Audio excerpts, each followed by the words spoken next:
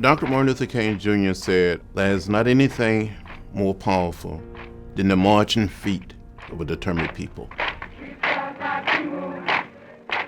As a kid, there was not much I could aspire to. We were diminished in the way we thought we could access power and be part of the American fabric.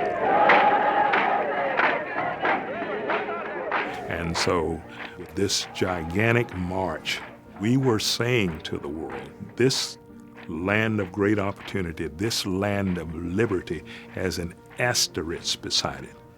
It is a land of freedom for everybody else except black people.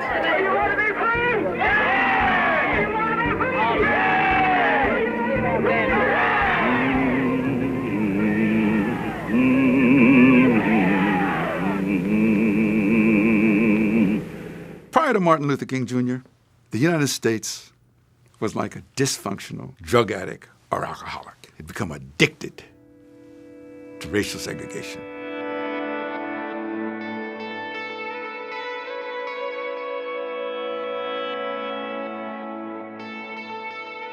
At the end of the Second World War, we were under the belief, if we were triumphant over fascism, that the men and women who returned from that conflict would be celebrated and honored.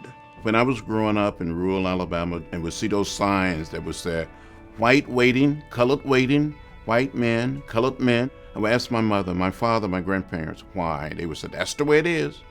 Don't get in the way. I first knew of Dr. King the way everybody knew of Dr. King. All of a sudden, one day in the midst of this turmoil in some faraway place called Montgomery, Dr. King was pressed into service and took over the leadership of the Montgomery Bus Boycott. We heard of him almost immediately because not only did he accept the leadership, but he pressed this idea that we should do it nonviolently. I was deeply inspired by Dr. Martin Luther King Jr. to find a way to get in the way. So I used nonviolence by sitting on a lunch counter stool, by going on a freedom ride to get in the way.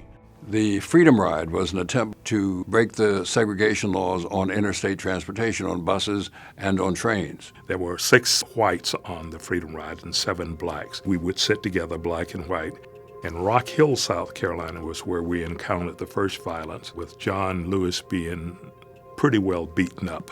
The federal government finally intervened, and these early victories only encouraged us that we could do other things. They were very smart, media-wise, because they dressed up. They put the ties on, they put the jackets on, they were looking good. And they are going up against the authority. They're going against the man. That was tremendously exciting to us as young white Southerners. As the nonviolent concept grew, parallel to that was also the growth of an eye for an eye, violence. And there were many who were quite bright and quite gifted and honorable men and women who saw violence as an answer that just did not quite sit comfortably with the code that others of us had, saying that although racism was a cruel experience, we could not fight it by becoming racists.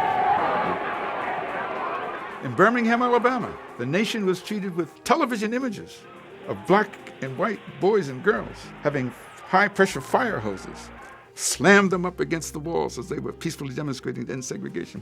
Police dogs biting them. These pictures were circulated all around the world.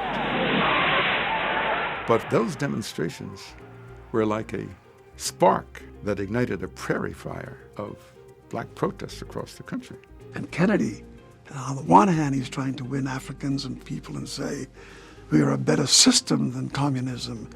And at the same time, there was this harsh treatment of black people that just didn't square in the final equation. And the more we were feisty in our demands of government, the more it revealed the weaknesses in our own construct.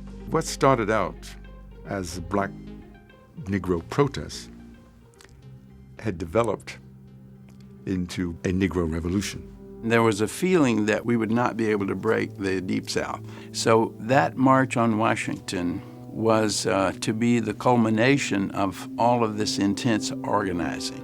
It really has to be a moral crusade for the country. The struggle for freedom in the United States had to move to the center of power, to where the president and the Congress were, that no matter how many demonstrations took place in Montgomery and in Birmingham and in places all around the South, that until you could change the central government, significant things wouldn't happen. The March on Washington was an accumulation of all this, because here would have been the biggest display of America in its most democratic moment, making a choice, and it was something that was emerging as a great demonstration as to the will of the people. That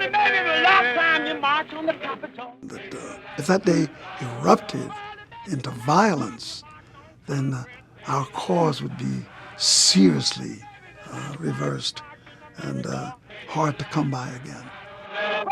Baby, the last time you marched for your freedom. Baby, the last time, I don't know. Singing this day, the last